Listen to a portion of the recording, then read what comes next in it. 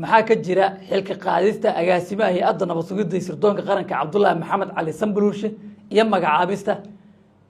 agaasimihii hore ee hay-addaasi Mahad Maxamed Salaad. waxaan kula wadaagayaa xog iyo faahfaahino arrintaasi ku saabsan iyo baaris aan sameynay 24 saac la soo dhaafay markii uu warkan suuqa soo galay natiijadii noo soo baxday. haddii aad nagu cusub tahay nagu soo biiro oo ka mid noqo saaxiibada nagu xiran si aad u noqoto qofka ugu horeeya ee hela wararka dalkiisa.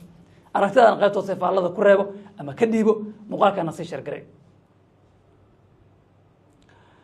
sida aad maanta warbixinteennii hore ku daawateen isbeddelka lagu sameyn doono xisbiga hogaamiye madaxweyne Xasan Sheekh Maxamuud iyo sidoo kale wararkii maalmihii ama saacadii la soo dhaafay soo baxay ee ku saabsan in isbeddel lagu sameyn doono hay'adaha ammaanka gaar ahaan hay'adda nabad sugidda sirdoonka qaranka. waxaan baaris ku sameynay dhacdooyinkaas iyo sheekooyinka ku saabsan. waxaan ogaanay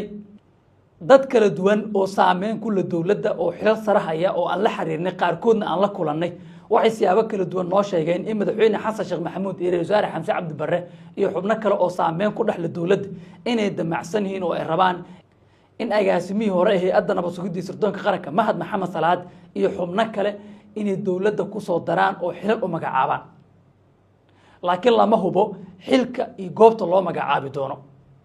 xubno siyaasiyiin ah waxay ku taliyeen in Mahad Maxamed Salaad loo magacaabo hay'adda nabad sugidda sirdoonka qaranka maadaama uusan ka mid noqon karin hay'adda fulinta oo booskiisa ku jiro ama hay'ad ahaan u matalayo wasiirka wasaaradda arrimaha dibadda Axmed Macalin Fiqi laba xil oo wasiir oo buuxdan aysan heli karin.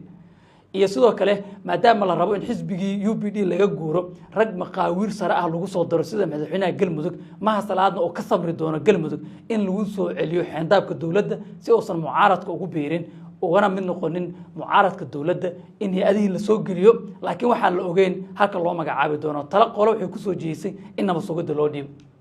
qolo kale waxay soo jeedisay in agaasimaha hay'adda nabad sugidda sirdoonka qaranka Cabdullaahi Maxamed Cali Sanbaluulshe aysan jirin sabab xilka looga qaadi karo xisbiga UPD-na uu ka tirsan yahay miisaan culus oo siyaasadeed uu leeyahay dulduleelo iyo dhibaatooyin hay'adda nabad sugidda sirdoonka qaranka ka dhacayna aysan jirin. tan iyo markuu xilka ka tagay Mahad Salaad oo ninkan la magacaabay magaalada Muqdisho ammaankeeda waxa uu ku jiraa mid ka mid ah waqtiyadii ugu wanaagsanaa meeshii uga tagay Mahad Salaad iyo meel ka wanaagsan ayuuna hadda joogaa. ma jirin duruufo amni oo magaalada ka dhacay oo keeni kara in ninka xilka looga qaado. fashilka iyo guuldarrooyinkii amni ee Hirshabeelle ka dhacay gaar ahaan Shabeellada Dhexana maadaama aysan gobolkiisa iyo deegaankiisa ahayn ma jirto sabab loogu ciqaabi karo in ninka xilka laga qaado ayay ku doodeen xubnaha ninkan difaacaya Sanbaluulshe. maasha Allah maanta waxaan soo booqday beerta Dar es Salaam waa meel dalxiiska ku fiican cadceedii baan halka ku haynaa biyii bay leedahay cagaarkii xayawaanaadkii baa halka ku nool fardale maxaa ku yiraahdaayay kuwa wax cuna hilibka cuna leh xataa aan cagaarka lahayn maxaa ku yiraahdaa libaax leh iyo xaas leh dhurwaale waxyaabo badan baa halka yaala. marka waa beer runtii anu 7 dal baan dalxiis ku tagay waa la socotaa in alla waxsiin ahay Maalto waa tagay Dubai waa tagay Dooxa waa tagay Nairobi Istanbul halka meel loo dhigo wallahi ma arkin. waxay kaloo ku doodeen haddii xilka laga qaado inay guuldareysan karaan dadkiisa bariga gobolka Hiiraan ka soo jeedo oo hadda dagaal ku jira al-shabaab deegaankoodii ka difaacday inkastoo iyo Sooman iyo Aboore laga qabtay laakiin haddii laga qaado xilka qaadastaas inay imaan karto habacsanaan deegaankaasi ah iyo dadkaasi nijab ku imaan karo sidaas darteedna aysan jirin sababo keeni kara in xilka qaas loogu sameeyo Sanbaluulshe ayaa qolo ku dooday. laakiin waxa la isku waafaqsan ayaa ah in Mahad Salaad dawladda lagu soo celiyo dabadeedna in laga fakaro meeshii la geyn lahaa ma nabad sugidda ma militariga ma hay'ada kala dawladeeda ma wasiira waa dood. ragga qaba in Mahad Salaad loo dhiibo nabad sugidda loo celiyo waxay ku doodayaan in Sanbaluulshe la geyn karo fulinta oo wasiir laga dhigo sidoo kalena Cabdirasaaq Cumar Maxamed la soo celiyo.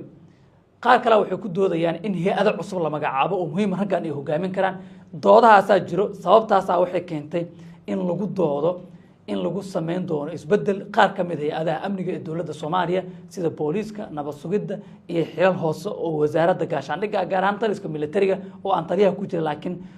in structure-ka ciidanka militariga dib loo soo celiyo oo taliye iyo taliye xigeen ama taliye iyo amaan dura laga dhigo hogaanada ciidamada la bedelo taliye qaybeedyada la bedelo taliye guutooyinka la bedelo ayaa doodo noocaas ah jiro laakiin wali ma jirto war rasmi ah iyo go'aan lagu gaaray in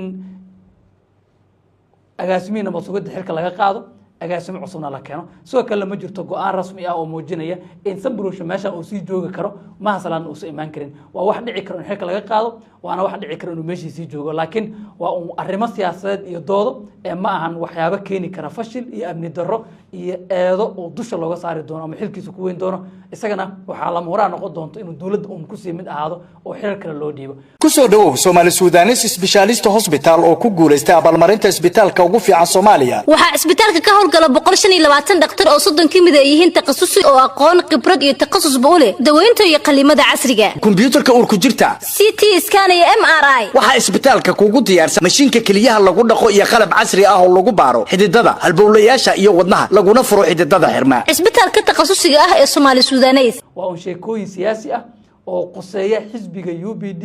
oo la rabo in laga guuro oo xisbi kale la rabo in la sameeyo si loo kala ilaaliyo ragga hadda dawladda ku jira oo xisbigaasi kamid aha oo Maha Salaad iyo ragga galmudug ka soo jeeda ay ku jiraan ragga koonfur galbeed ragga Hirshabelle ka soo jeeda oo deegaankaas rabo inay madax ka noqdaan ama deegaanka saameyn ku leh in la rabo in dawladda lagu dhaxaayo